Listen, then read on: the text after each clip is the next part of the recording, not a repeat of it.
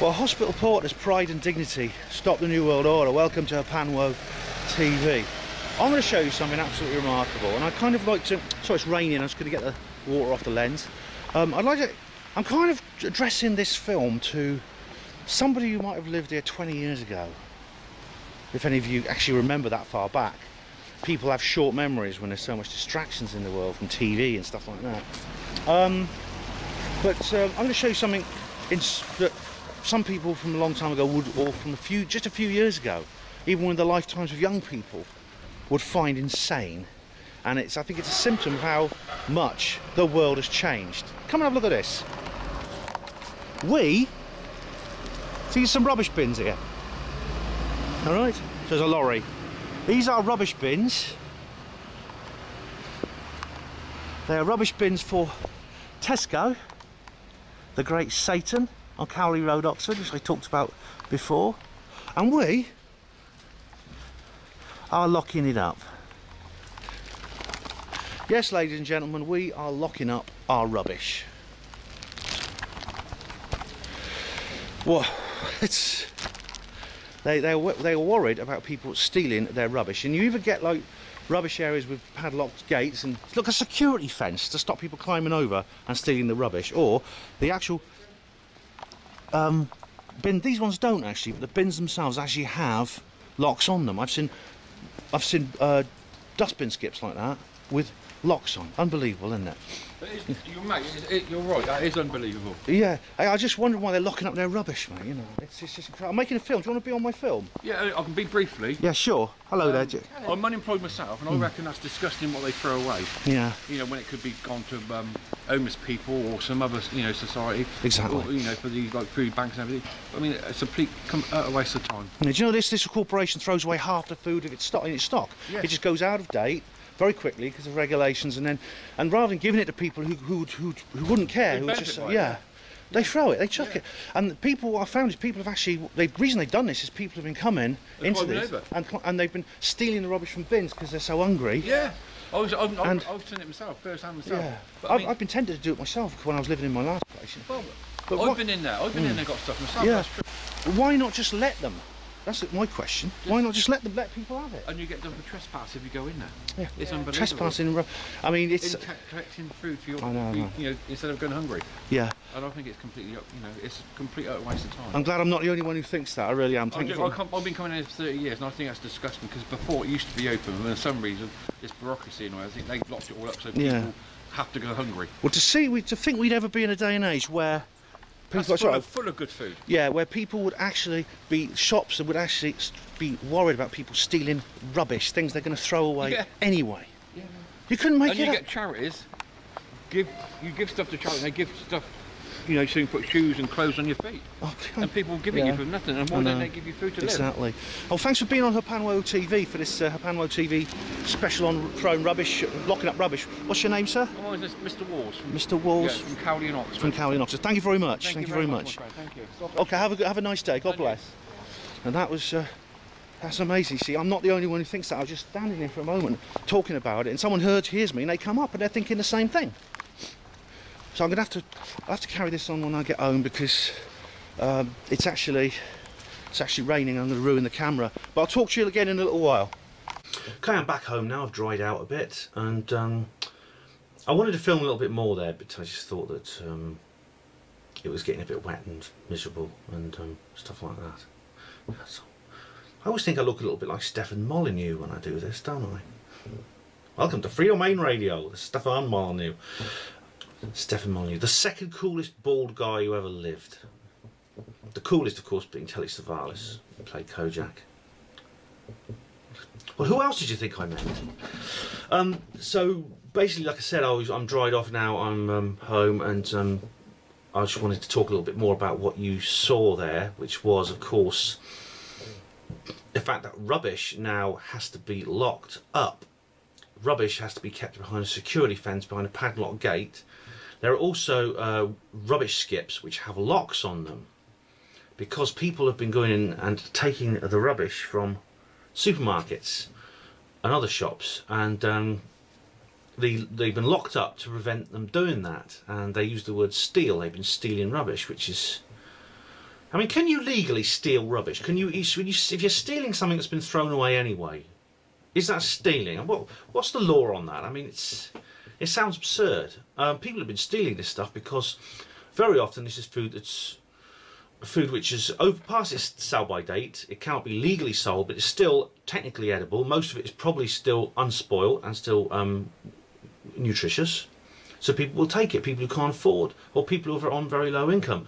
And this is funny because, like, this is why I was addressing this video to people who lived 20 years ago, because the people who lived then, if they could see into the future, wouldn't believe it. I think I was inspired to make this video because I saw a video online of a lecture by Ian R. Crane, who was a good friend of mine, and I'm sure you're all familiar with. And he's done a live lecture, one of his Humanity versus Insanity programs, which he normally does on the UK column.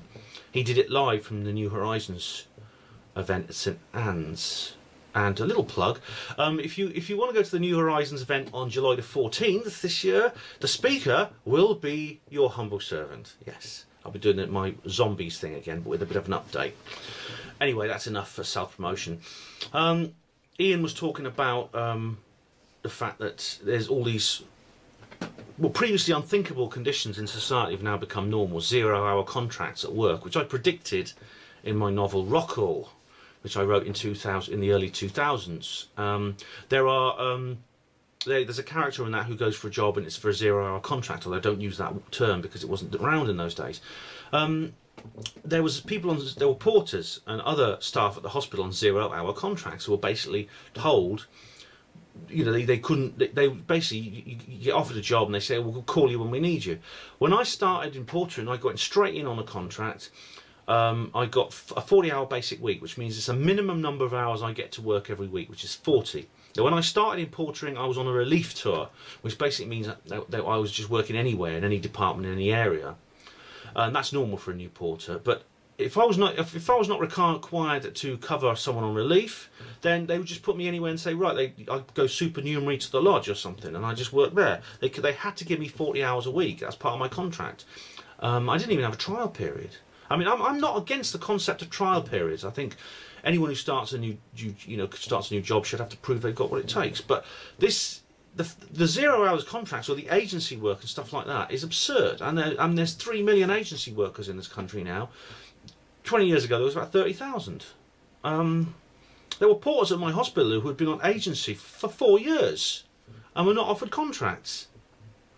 People were leaving the job. Good porters were leaving the hospital because they didn't have contracts. And of course, people taking food that's from bins. I mean, of course, this is something that's quite common in the third world, and it always has been. And the people, you know, in shops, they would, anything that was on the turn they couldn't sell, they'd give it away to the poor, and all the staff would do it because they knew that, you know, the following week it could be them hanging out outside the shop waiting for the staff to dump the rubbish. So the third world has come to this country now, or it has been engineered in this country. I mean, there's one school of thought. I was listening to a video online from a man who believes that the concept of the third world and the West no longer exists. There's no real divide between the two. Whether he sees it as good news, which he calls the third world as developed, which is good news. But I mean, you could look at it another way and say that the West has degenerated, it has declined. And when I see the poverty around me, it has.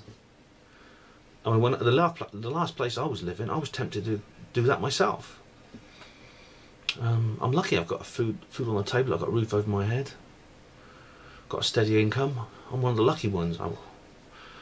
But I mean, I got kicked out of portering and I could have ended up on one of these 0-hour contracts. I could have ended up actually working for nothing for my benefits, which is slavery. I mean, I'll put a link. Once I get started on that, I won't stop. So please just watch my "Get a Job, You Lazy Scroungers" video. I'll go into it all then. But it's just that's the absurdity of it. And Ian was talking about this in the lecture at St Anne's, New Horizons. And I was thinking about my grandmother because my grandmother, she actually died. She died in 2001, very old. She was 90 years old. But she used to tell me stories about her own childhood, which really did make my toes curl. And I think it would make anybody's toes curl. She got one pair of shoes a year, for example, and she would have to, basically, she got one pair of shoes a year. If they wear out before next year, you go barefoot. And she used to make them last. If they got a scrap, if they got torn, she used to stitch them up. If there was a hole in the shoe, she used to plug it with chewing gum. It's a hole in the sole, she'd plug it up with chewing gum. She made them last. But I don't know. She was. I don't think anyone in her time would raid rubbish bins for food. I don't remember her telling me about that. I don't think her family ever had to raid rubbish bins for food.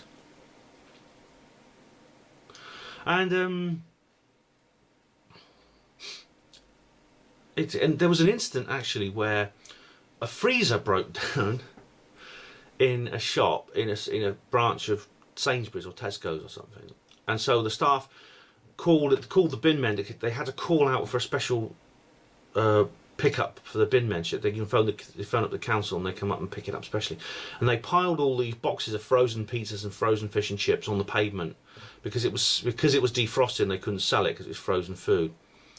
And waiting for the bin men to come along, and people of course came up and started taking it home. Now you'd think it would make sense, wouldn't you? Just say, it can't be sold, it's going to be thrown away. As soon as the dustmen turn up, it's gone. People say, well, I'll take some of it. What's wrong with that? But you know what? The shop manager called the police. They're stealing it, and the police turned up and guarded. A policeman actually guarded this pile of defrosting frozen food until the dustman turned up to take it away. So the point of the matter is that things previously unthinkable have become normal. A lot of these schemes have been suggested for a very, very long time, or since the dawn of the welfare state. A lot of these measures I've talked about have been suggested. They've always been tried. There's been pilot schemes every year or so. The government will do a pilot scheme. It gets turned down because it doesn't work, or because of all the practical and ethical downfalls of what I'm talking about. Yet somehow in the last few years it's been accepted in society. How has that happened, and why?